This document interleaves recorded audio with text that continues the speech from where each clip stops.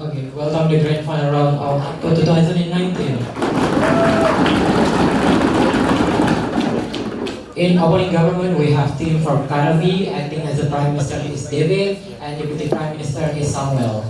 In opening opposition, we have the team from Jubal, acting as the leader of opposition is Isha, and the deputy leader of opposition is Eddie. In closing government, we have the team from Smudama A, acting as the member of government is Regina, and the government whip is Reza. In opening opposition, we have the team from Smansa, acting as the member of opposition is Adiba, and opposition whip is Gali. Opening panel for this is Kapari, Kausnol, Karapika, and the Church of Jan is Kahans. So without further ado, under the motion, this House will apply universal filial responsibility law. To open the case from government, I'd like to welcome the Prime.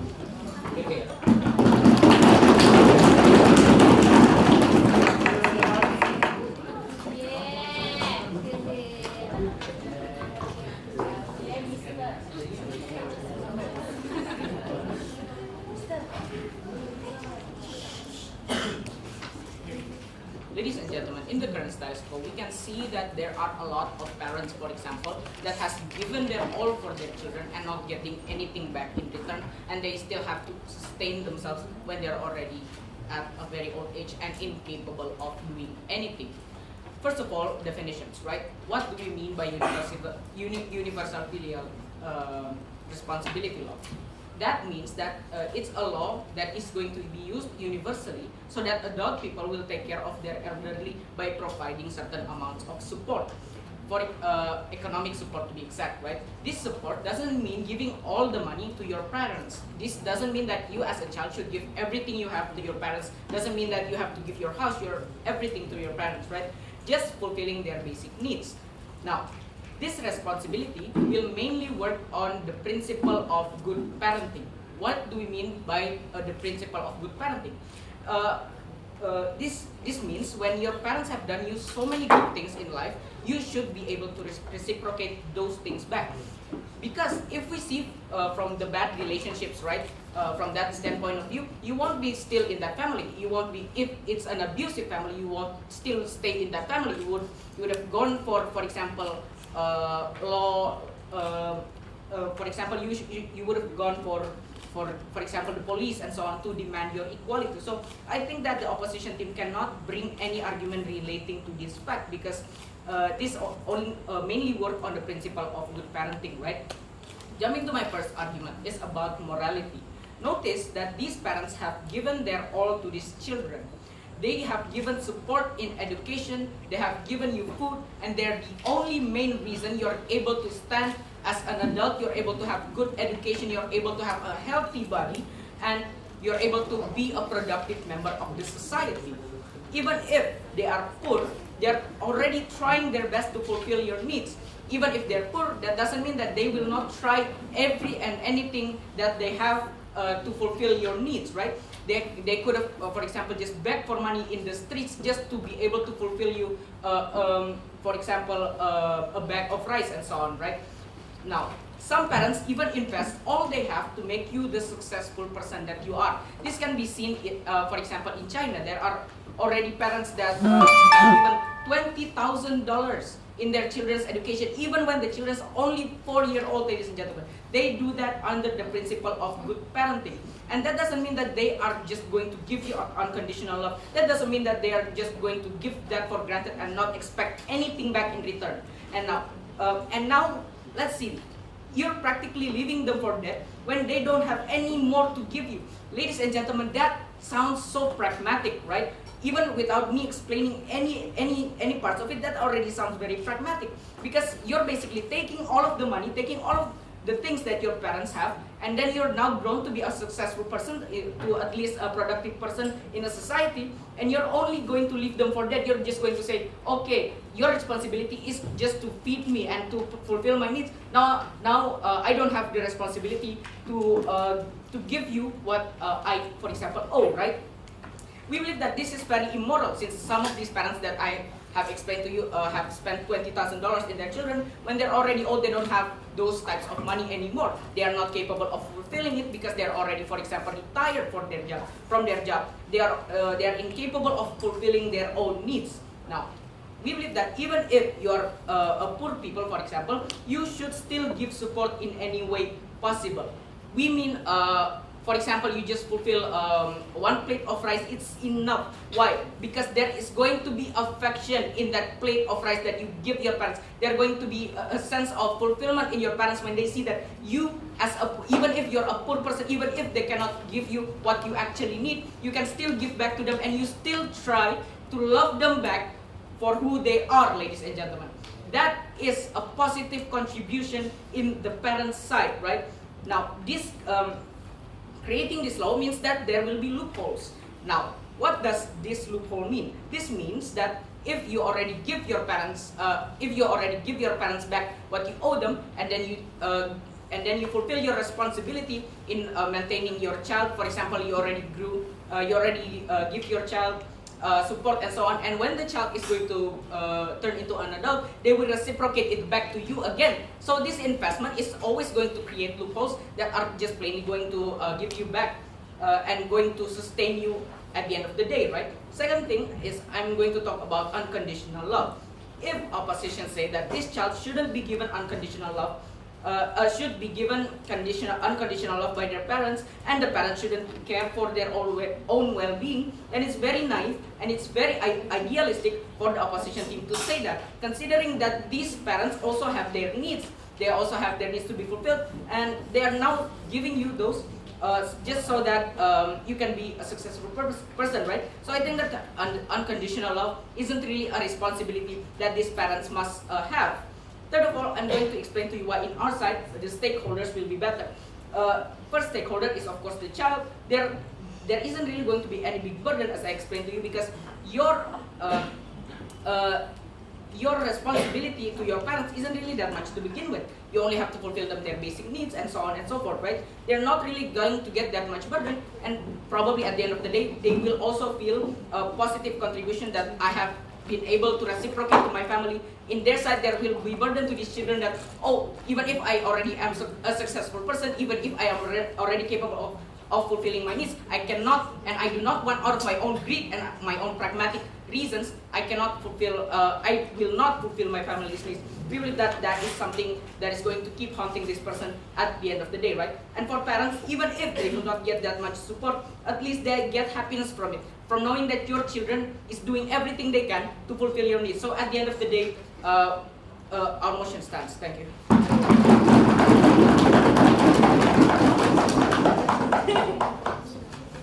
I thank for the Prime Minister for his speech. Now I call the Leader of Opposition to open the case for opposition. Here.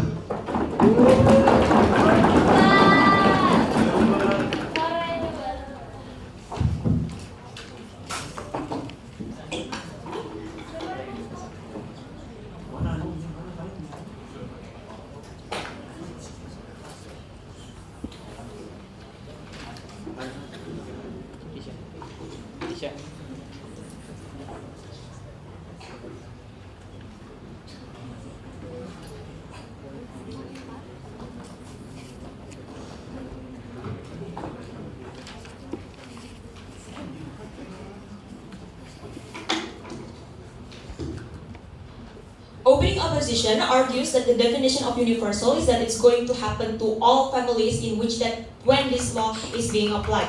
We argue that opening government's idea about applying this only to good parenting because CGS exists and so on and so forth dismisses the status quo in which that a lot of families tend to abuse their children. Also, it's not very visible. There is no process on how do you differentiate which kinds of abusive which kinds of family is considered as abusive and which one is not. We argue that the parameter of abusive is something that is broad and something that is divided case by case. Therefore, under our side, we're still going to debate about the context of people being abused by their parents, because note that a lot of abusive parents, a lot of abuse in family happens silently. Therefore, we say that this law disproportionately affects those who are not fortunate enough to have a good family. So, I'm going to talk about two things in my speech. Number one, why parents will not be abandoned, even with why this is not a proportional punishment, and secondly, on the point of justification. So we argue, all my rebuttals will be integrated in my substantive, where I will also deal with their point about contributing back. So first of all, on why it is not proportional, this law is not proportional to be applied. We argue that filial law forces people to take time off / abandon their life to an excessive extent. We say that this is not feasible because we live in a capitalistic system where you have to constantly prioritize yourself, constantly work day and night, and so on and so forth. So we say that when this law is being applied, children will be obliged to cater to their parents' needs, even if it means abandoning their own needs. We say that this is unjustified for two main reasons. Number one, we say that there are abusive parents who abuse their children. We say that these children are the most vulnerable affected by the law, which is to say their contribution to their parents is disproportionate because you're forcing them back to the toxic environment when they have managed to get out from those kinds of things. Moreover, if they cannot recover well because they will be forced to constantly be in contact with these kinds of parents who abuse them. It can trigger trauma, for example, and so on and so forth. So we say that these children who came from abusive families will be disproportionately affected simply because they have been through a lot of bad experiences. This law will only punish them if they try to escape that bad circumstances to begin with. But secondly, even if the family is someone that is good, we argue that children have their own life. This is going to clash with their idea of contributing back to the family. We say that children have never consented to be born. What does this mean? It means that every single thing that the children does in this life should not be forced. That is to say, parents should not be entitled to the contribution of these children. We say that the contribution of parents to their children, spending a lot of money and so on and so forth, is done so willingly. The moment that these parents make their children is the moment they have consented to all the responsibilities of giving away all their money to their children and so on and so forth. We say that this is a normal thing because the parents has already consented to do so. Therefore, we say that these kinds of children are not entitled. These kinds of parents are not entitled to be taken care of when they're old, and so on and so forth. What this law will lead to? It will to parents feeling self-entitled over their own children, where they think that their children owes them to contribute back to them. Why is this self-entitlement bad? Simply because there are parents who can use their children for their own benefits. That is to say, it can enable demands that are disproportionate from their own children. Like, for example, how Asian parents will continuously expect getting more contribution even if their children cannot fulfill it, and so on and so forth. This law allows those kinds of self-entitlement that dismisses the children's needs to actually manifest in their real life. We say that when that happens, it harms the children's ability to self-actualize, in which they will be forced to abandon their own interests, their own responsibilities, and so on and so forth, simply to cater to their parents, like they have to visit them all the time, for example, and so on and so forth. So,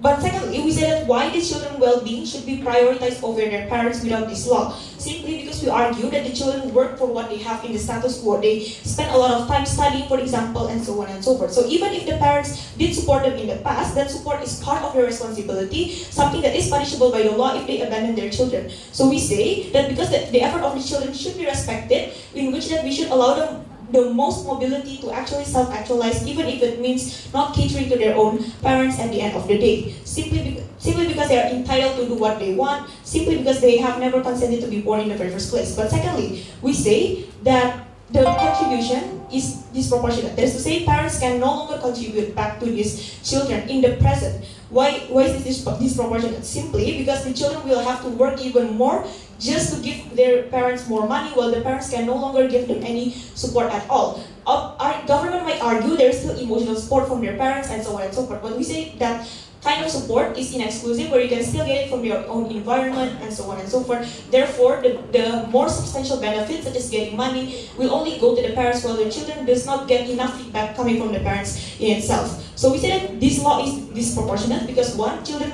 has never consented to being born, therefore they should not be forced to contribute to their parents. Second, it harms the vulnerable children who come from abusive families. Therefore, we say that this kinds of things is disproportionate to be applied. But second argument, why parents will justification. Government will say that parents will be abandoned without this law. Three responses to this. Number one, we say that it is unlikely because none of these children most likely will still have the bonds with their parents. Like they have spent years together with their parents, meaning that they still have that emotional connection. This emotional connection will push them to have a sense of contribution. Therefore, natural incentive for these children to contribute back to their parents still exists. But secondly, we say that children are less likely to abandon their parents. Why? Because there will be society condemnation. Most likely, these kinds of things are going to be exposed at the end of the day when the parents suffer too much, meaning that when that happens, so the society will condemn their children, meaning that the children will suffer a lot of criticism and so on and so forth. Therefore, they are also natural incentive to contribute back to their parents still exist. But even if they are abandoned, we say that the harms are still not as big as what government might say. First, there are alternatives like going to the elderly home, for example, and so on and so forth. Why is this alternative better? Because note, in elderly homes, you are tended to 24/7 by professionals who are trained in actually catering to the needs of the elderly. The needs of the elderly is not as simple as giving them food or giving them money. It is diverse. They need medicine, for example, they can feel lonely, and so on and so forth. Under our side, if we champion giving these parents away to the elderly home to be taken care of outside of the children's responsibility, most likely their needs are going to be fulfilled at our side of the house. We say children cannot always know their parents' needs, because knowing their parents' needs you need to constantly find that out. Their needs are constantly changing. The fulfillment under government is very minimal, where the children will only give out money and they feel like, oh, their contribution is over, it's okay. Under our side, we give them to elderly cares. At least their fulfillment is much better under our side of the house. But lastly, on the point,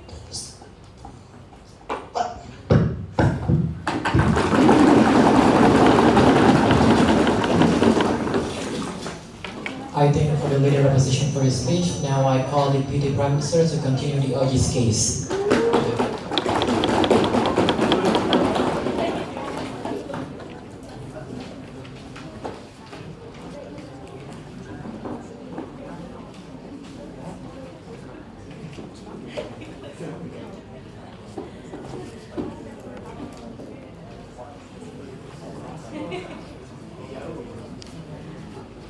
Well,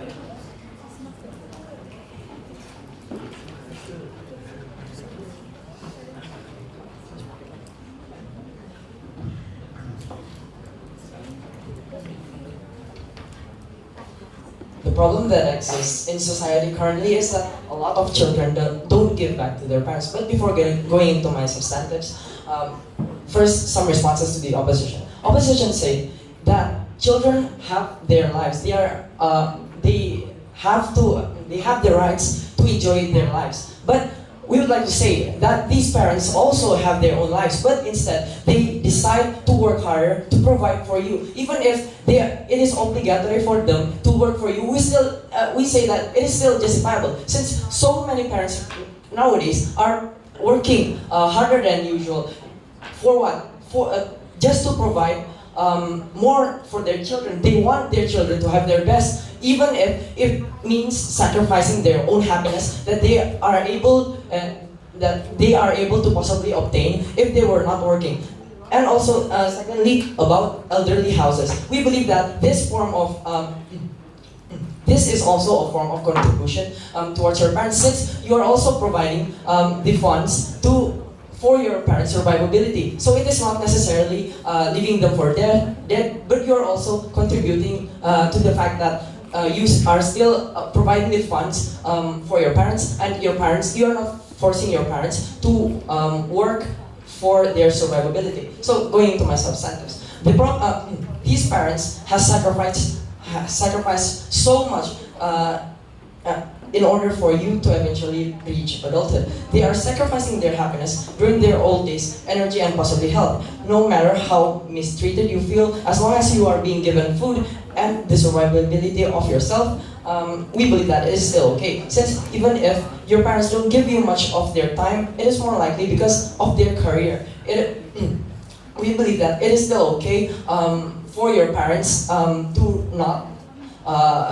not speak to you as often, because we believe that we as children don't know what they are going through in their career. We don't know how they are being treated in their workspace. We don't know how people in society treat them. So possibly they are being given stress from society. So it is okay not to get that much attention from your parents. At least they have already given you everything. They have already given you the chance of being birthed itself. Also, nextly, about unconditional love. it doesn't exist. The only way for people to reciprocate back to their parents is, and actually straighten their morality, is actually to apply the motion. Even if the family is an abusive type of family, we believe that it is still okay. What we mean by being abused here is that even if your family is forcing you to work or calling you names or whatever, we believe that it is still okay, since you cannot deny the fact that you are alive and well, you are alive right now because of your parents. Your parents sacrifice their physical attributes. For example, your mother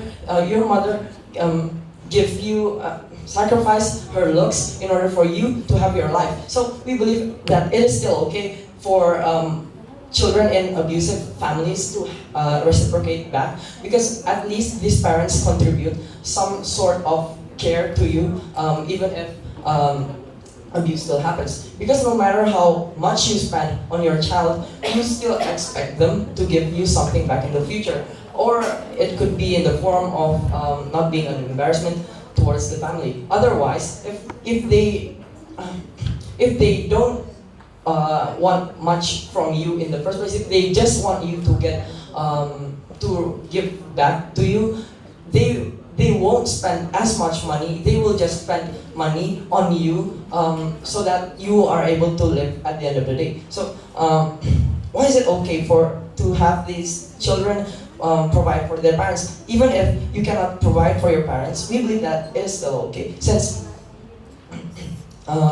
in the first place, they already provided you with the facilities, with the food, everything in order for you to be alive. And as I stated before, elderly houses is still okay. So these children's it is still okay for these children to provide for their parents, to work harder than usual because of all the sacrifices that their parents have made. Thank you.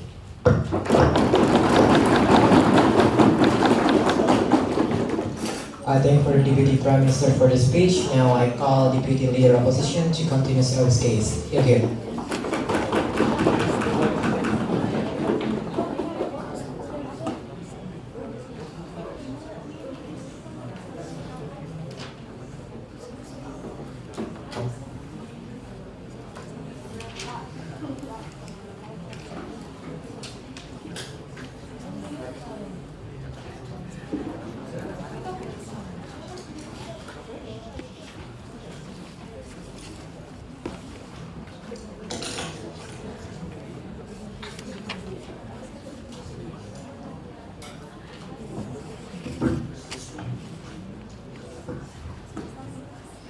Ladies and gentlemen, the moment that you are being a parent is the moment that you are ready and you are preparing yourself to have the children. The moment that you are being obligated to be responsible to your children. So the government side of the house keep telling the governing government side of the house keep telling us that parents have provided all their things to us. Parents have provided their money. Parents have sacrificed everything for us. But in our side, yes, we can't deny the fact that parents are giving their everything to us because we are their children. We have a bond between our parents. So that's their obligation to provide us until we are actually matured to provide our own needs. And they keep telling to us that if we don't give payback for our parents, then we are not being good children to our parents because we don't pay back all our parents' effort for all these times. But here's the thing: the moment that this motion applied, that universal filial responsibility law is going to be applied universally, we think that this is not really an alternative solution because in my substantive argument, I will explain to you how these motions could still result to another problem. First thing first. In this motion, I want to clarify first that in this motion, by this filial law, that it means that we have to take care of our parents by ourselves. We have to give all our time to our parents. Meanwhile, we think that in our side that supporting, giving support system to our parents doesn't mean that we have to give all ourselves to our parents. For example, that they stated that it doesn't. We have to support at least our parents. We have to support at least support our parents financially. Even if we are poor, we still can give a little, at least give a little for to our parents. Yes, we know that we have to support our parents financially. We don't deny the fact that. We are being obligated to support our parents financially, but under this filial law, we are being obligated to give all our time to our parents. Meanwhile, if you are going to support your parents financially and you are giving all your time to your parents, then how do you work? Then how do you support your parents financially if you cannot have your time to work? And also, there are a lot of alternatives rather than taking. If you can take care your parents by your own, there are a lot of alternatives. You can hire a caretaker of elder, or you can, as my first speaker have explained, you can bring your parents to elderly home. Even if the government side of the house will come up with the idea, but in the current status quo, there are a lot of nannies elderly that abuse our parents. But we think that it is not likely to happen in our side, or it is still okay, because there are a lot of professional elderly nannies that have a lot of experience before, that have a lot of experience on working on this kind of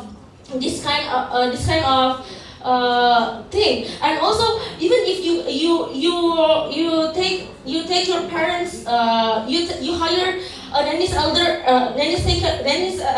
for your parents, but it doesn't mean that your parents still can live with you, but the people that is being by your parents' side for 24 out of 7 is this nanny's elderly. So I think this worst case scenario will not likely to be happen in our side. And also, how this motion will likely result to another problem, that is the subsidized policy for the elderly home will no longer exist. We know that there is a lot of law that subsidize this elderly home. So if the government think that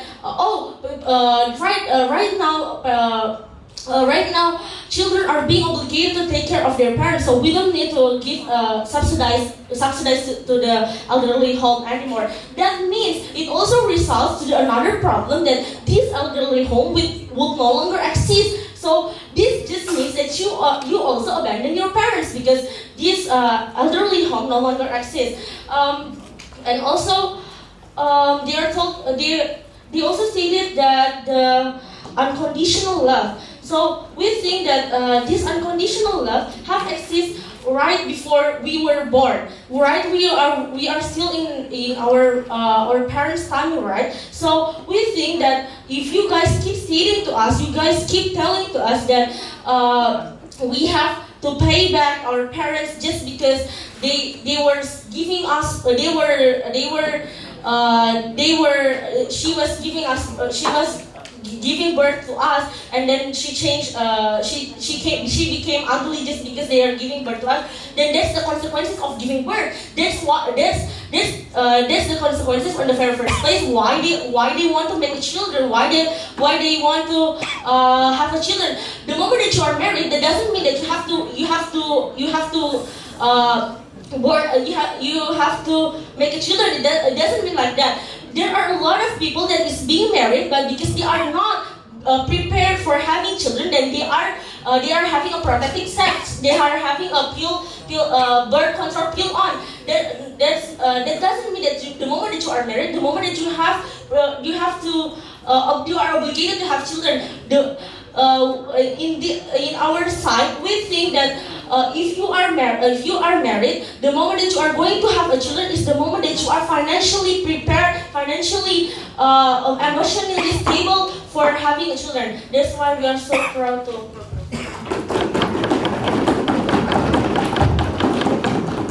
I think we're ready to begin your opposition for the speech. Now I call the member of government to begin the close of debate. Here you go.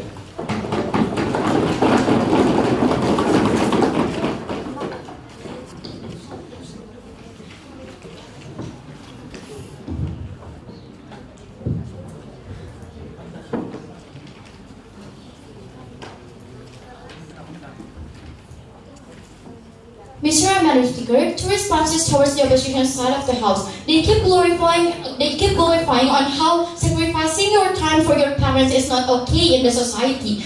But we say that adult is not working for 24 hours, right? Not all your day you're going to use for working, but you also spend some of your time for your friends, for example, and especially for your family, especially that family is something that is a person that you have special bond with, right? So we say that it is okay to sacrifice your time to your family, especially your parents that already raised you since the very beginning at the very first place. And it is very egoistic the moment when the adult is not willing to sacrifice some of their time,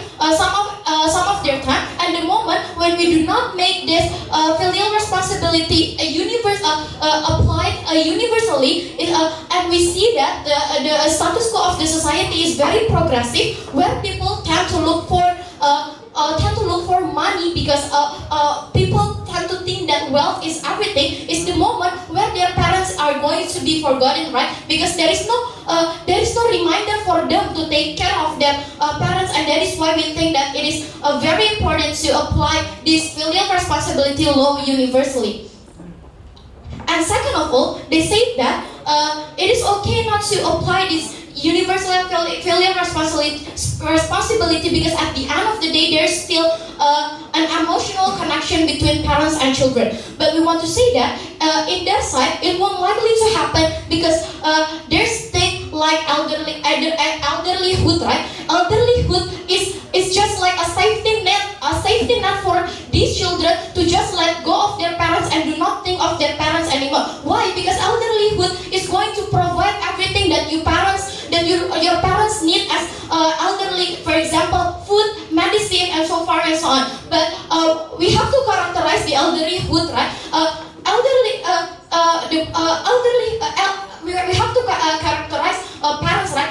The moment when parents, especially when they have become old, their sense of feeling is very sensitive, and it is only can be provided by their children, ladies and gentlemen. Why is that so? Because the moment when they have a children is the moment they are ready to have a children, just like what opposition say, as a side of the house say, right? And the moment when they are ready to have the children is just the same with us saying that they want to have a children, and this the children that they are going to raise is the children that they are going to love for their whole life, right? And the sense of feeling very sensitive is only can be provided by their children because the special bond that these parents and children have, not like the other bonds that they make with the environment, ladies and gentlemen. And also, we have to characterize that parents itself needs to be loved. Why? Because it is the main need, especially as elderly, and it is normal to want to be loved,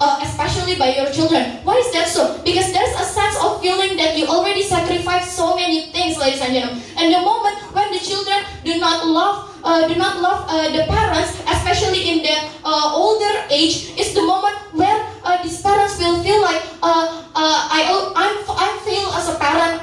I fail to raise my children well, ladies and gentlemen. And I'm going to explain you why love from children is very exclusive towards the parents, and that is what the opening government never explains to you, right? So why it's very exclusive? Because at the very first place, parents struggle the most in raising the children. It's not the teachers, it's not the environment, but it's the parents. They provide you money, they provide you medicine, they support you, the special support that the special bonding that you cannot get with other people in the society. And let's see why we say that it's very the love from children is very exclusive towards the parents. Because the moment let's see in the society that children is something is an individual that parents really want to have the moment when they get married, right? So it proves to you that children value the most in the life of a parents, ladies and gentlemen. It's not their friends, but it's their children that value the most, that they think the most in most of their time, ladies and gentlemen. If not children, then the love that the parents feel, the happiness that the parents can get is going to be different, because there's this kind of special bonding that parents have with the children, and it is only can be guarded by the children. And second of all, why sacrifice from parents is very exclusive? It's very exclusive, right? Why it makes a universal filial responsibility law is justifiable to be applied, because we know that the moment when parents raise their children is the moment when they are willing to take care of the children, right? These parents actually have a choice to give their children to other people, for example, or to give their children to childhood, for example. But at the end, they still raise up the children. They still take care of these children. Why? Because there's this sense of belonging towards parents and children. Towards parents to their children, there's this sense of love that parents can only get by the children, ladies and gentlemen. And we have to know that the sacrifice from parents towards children is different. The children cannot get the same kind of sacrifice that they get from their parents compared to other people. For example, parents are willing to get sick in order that they can provide their children food. For example, mother trade off her life just in order that you are able to be born in this world, ladies and gentlemen. And why it should be this filial responsibility should be applied universally, because like what I already said, that the moment when we just put our parents in elderlyhood is the moment where we are giving these adult children safety net. They just put their parents. They do not think about their parents anymore, right? But we have to know that actually adult children is very capable to take care of their parents, right? In terms of money, for example, or in terms of emotionally. Why I say emotionally? Because at the very first place, this adult already raised up in the society, in the environment where they also feel another love from other people. But they feel, of course, these adults are going to feel that the love from parents are the most important love that they ever get in their life, right? And even if the adult children is not capable in terms of money to take care of their parents, the parents still deserves to be taken care by their children, ladies and gentlemen. That is why closing government deserves to be needed. I thank for the member of government for the speech. Now I call the member of opposition. Here.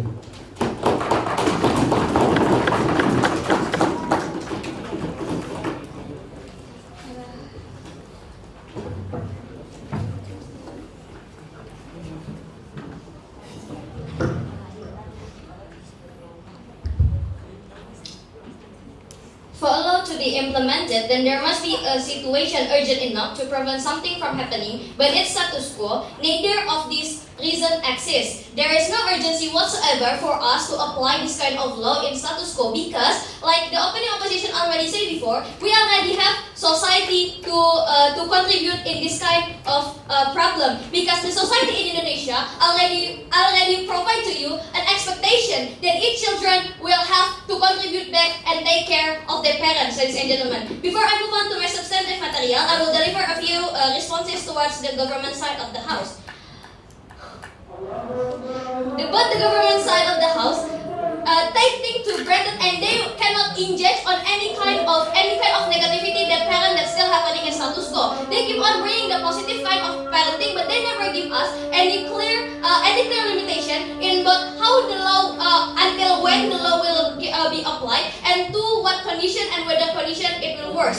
First, ladies and gentlemen, in the status quo, we are what differ us from the opening opposition. The opening opposition bring up a case where there is familial abuse, but we will not bring this case. We will bring a case in when, let me clarify this. Responsibility works in line with rights. If you want to have your rights being served to you, then you have to do your responsibility. But in status quo, there are several cases where the parents cannot do their responsibility in giving their children what they right. They cannot give their children a proper education. They cannot give the children what they need in their childhood. So because the government cannot inject in how even in this kind of status quo, then the law will still be justifiable. They never explain to us that. I'm going to use this as the highlight of my argument, in which there are several cases in where the parents fail to do their responsibility, but then they demand if this law will be applied, then this means the children will be obligated to contribute back towards the parent when they are never, where they never even be contributed before, ladies and gentlemen. First, in this case, for these children to be doing this filial responsibility, in which taking care of their parents when they are sick, then they need money, they need profit, because taking care of your parents when you are sick means that you have to buy medication, you have to pay hospital bills. But how can they manage this? How can they provide this when they are never given the education quality enough from their parents, ladies and gentlemen? When they haven't given the education that is their right and they cannot sustain this, this law cannot apply universally, because like I said before, we cannot generalize all the children will experience an idealistic parental enough, ladies and gentlemen. What is this idealistic parental? This is when the parents already prepare their children to become someone that can then contribute back towards them. Yes, we do agree that children is the biggest and the most biggest investment a parents is. But ladies and gentlemen, if those investments aren't even developed, then how can you expect these children to contribute back towards their parents, ladies and gentlemen?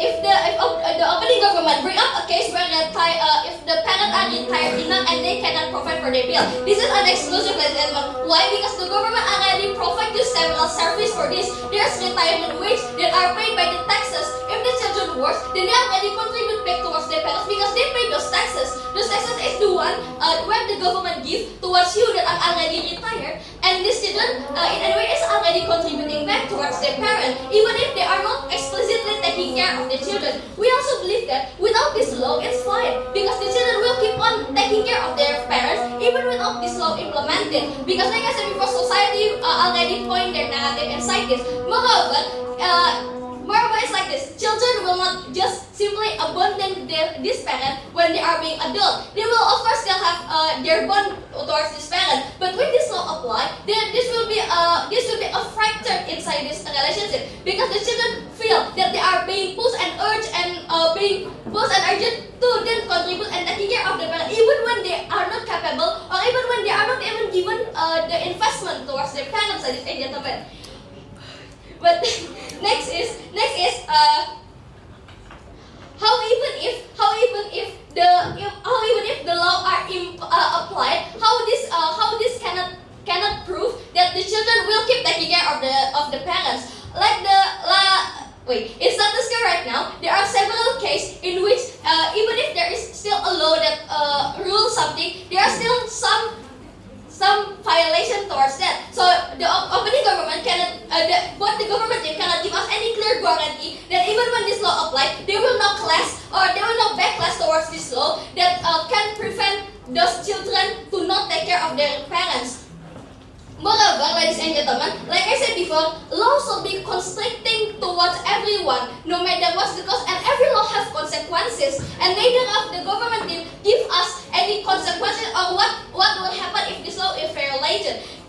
Imagine if a children that don't have enough quality in education, that cannot contribute or provide the parent supported by the background that this parent never give any investment listen to audition, but they still have to face the consequences of their action. Of course, it won't be justifiable towards the government team to say this. How we're going to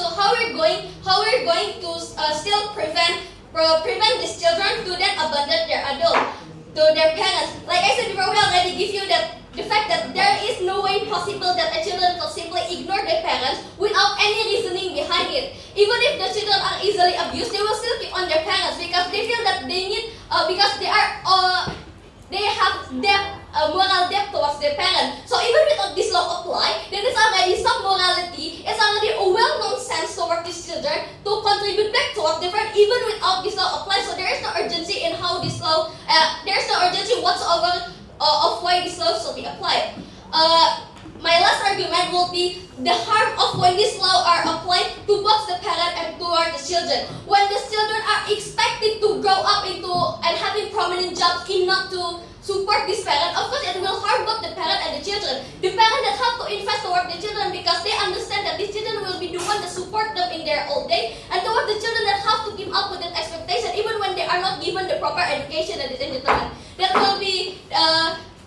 will be harmful because, like I said before, idealistic parenting in Indonesia are not happening right now because there are several cases in which there are parents that are too poor to take care of their children. They are too poor to give the proper education. So with this kind of expectation and obligation towards the children and both the parent to prepare the children to be that, it will be very harmful towards both the actor in this. We're very proud to oppose. Thank you.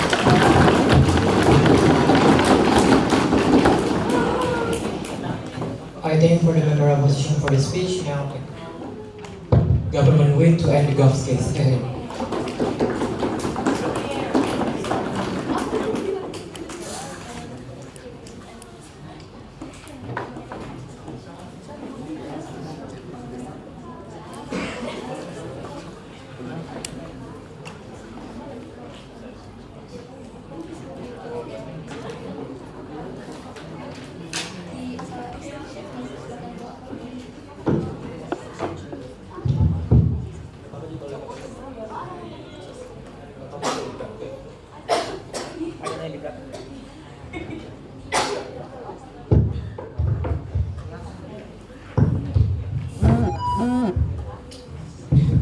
Yes.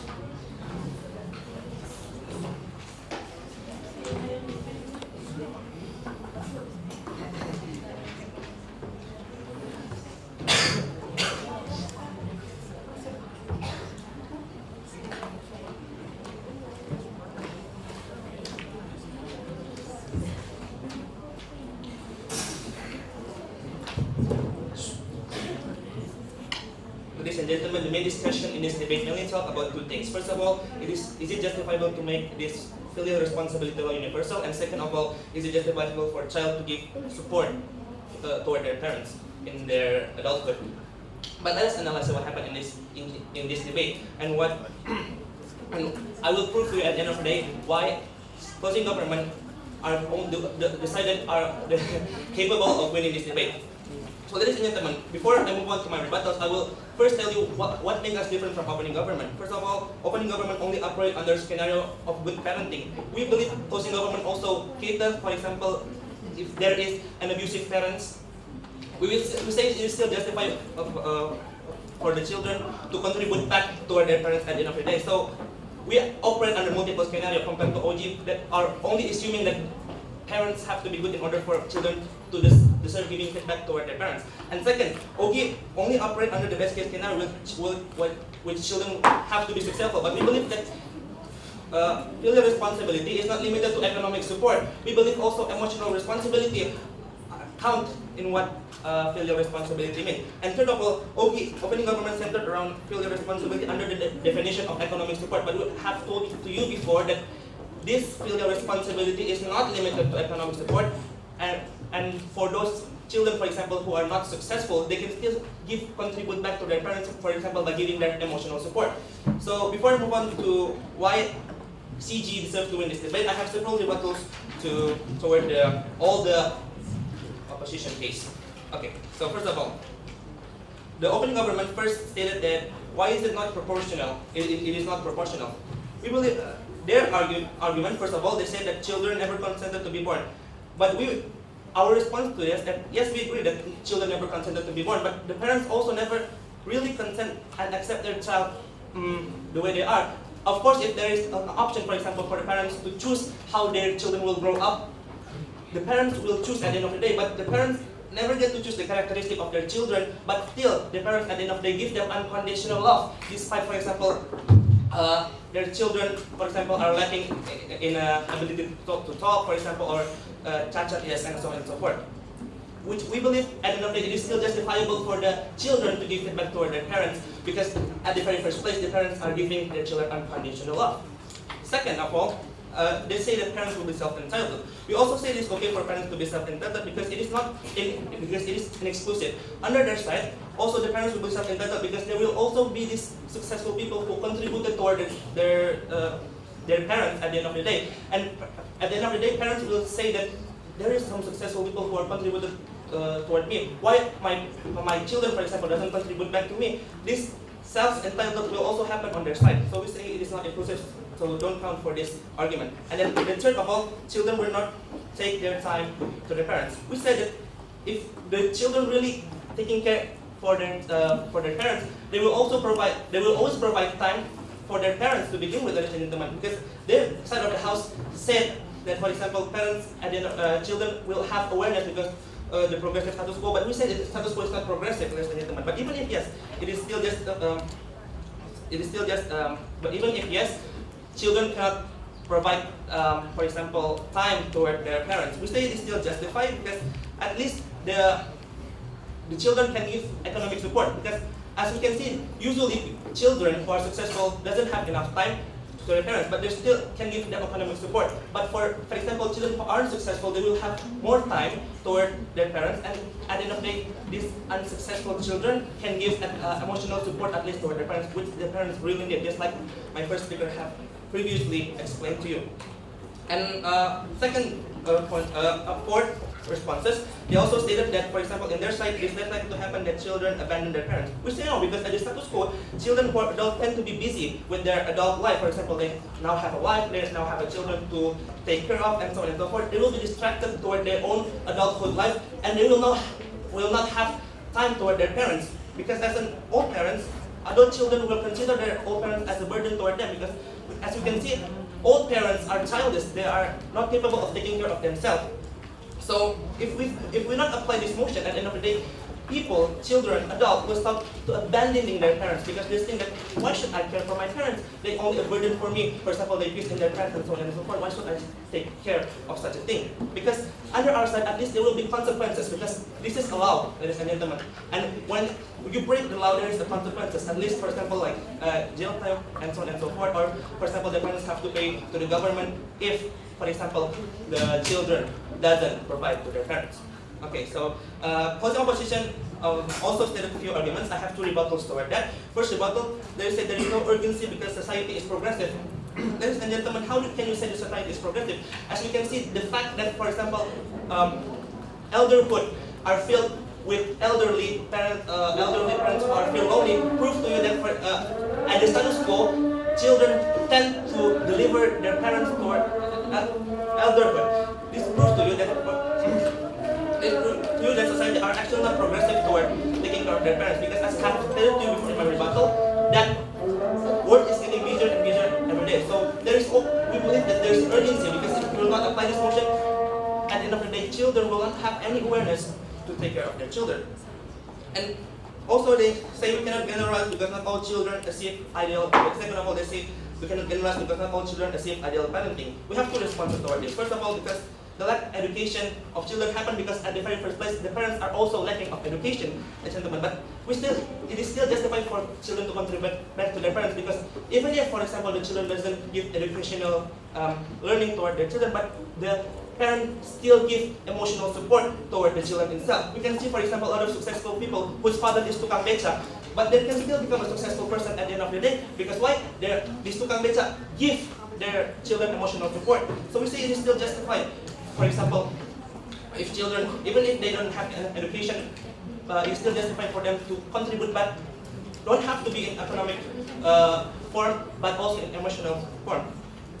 Yes, but second of all, even if children aren't capable of giving economic support, we say that at least they can give emotional support. Don't just simply throw their parents to elderhood, because just like my first speaker has said to you before, that children, the parents are need in sense of loving, ladies and gentlemen. But third, and also they say parents will expect more from their children. We say that it's okay, because if the parents expect the children to become a successful person, it will be motivated more the children to become a successful person, because at the end of the day, the children will think, okay, in order for me to contribute back to my parents, I have to become a successful people, and at the end of the day, the children will be more motivated. It will be good to their children themselves, because the children will become, we will have higher motivation to become a rich person, and at the end of the day, they can contribute back. So we believe under this reason, CG should win this debate. Thank you. I thank for the government with for the speech. Now to close the debate as a whole, I call opposition with here.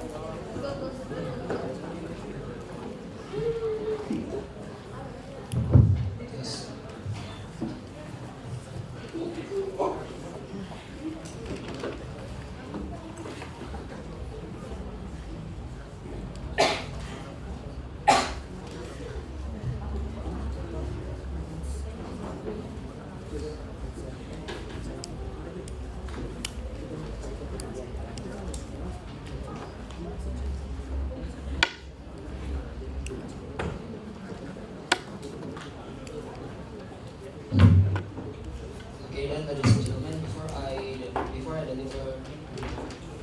I deliver my clashes and regrets, I would like to give some extension for what my first speaker of the closing opposition has mentioned. It will be short. The extension will be if the harm of expecting the children that didn't even given their rights to them, to what they were obligated to, like how they were supposed like how it's the children's rights to be educated well, and how they have to be given enough care, enough attention towards from their parents. When they are not given the rights, or when they are not given the rights what they deserve, so of course this will be a burden. So of course when the parents demanded a feedback or what they deserve for what they have spent on their children, it will be a burden. Whereas these older children have their own life, have their own personal life. Because of this, children they will, and if the law were to be implemented, these older children have to split their care to both themselves, and their family, and to their parents. Now, moving on to my questions, whether it's justifiable to implement this law. We, like how our side already explained, that when we grow into an adult, we will still be giving our attention and our care to our elderly parents, even without the implementation of this filial law. Also, we already mentioned that there are no urgency for this law to be implemented. We also explained that this law cannot be applied in our status quo, where some parents in Indonesia cannot fulfill their responsibility as parents for their children. How parents in our status quo cannot fulfill their responsibility but still demand for their refunds to their children as for the implementation of the law. Now, moving to my rebuts. The first rebuts being for the opening is the rebuts for the opening government team. It's that for the implementation of this law only under the principle of good parenting. In the motion, it's already mentioned that this law will be applied universally, which means that this principle of only for the family of good parents cannot be implemented, because this law will be applied to all of us. as to what my first speaker of our side of the house has mentioned, that law should be applied to whatever and whoever it is, not unrealistically only to a certain family, especially if we want to talk about universal law. As about how governments have mentioned that they have to contribute back to their parents as it is part of their responsibility of taking care of their elderly parents, we agree only to the extent that children were to give back to their parents, not under the burden of law itself. And that what parents give to us are a form of unconditional love and a responsibility which will be punished as it is already set under the law. Moving on to my rebuts for the closing government team.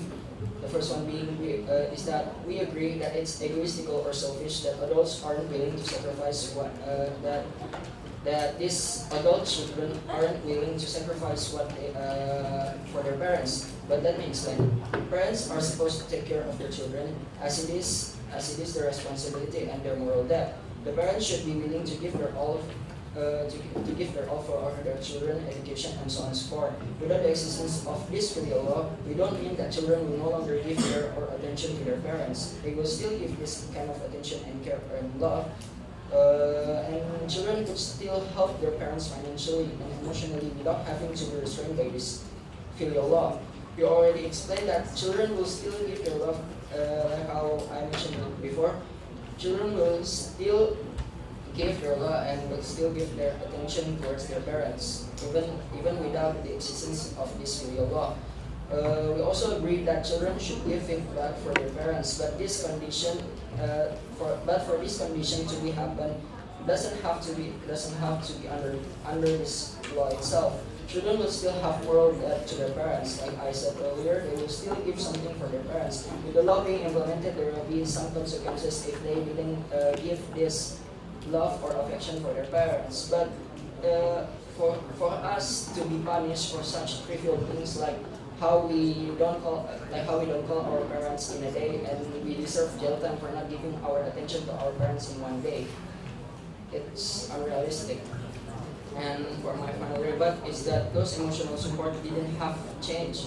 Didn't change the fact that this and my last rebut is that for regarding the emotional support that parents provide for us didn't change the fact that they will sometimes fail to provide their rights. So you can't expect that too. That's all for me.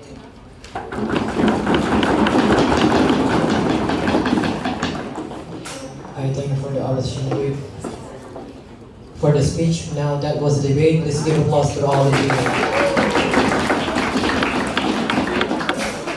So attention to all participants. Please go immediately to the venue of the closing ceremony because we will start the closing ceremony very soon. Thank you.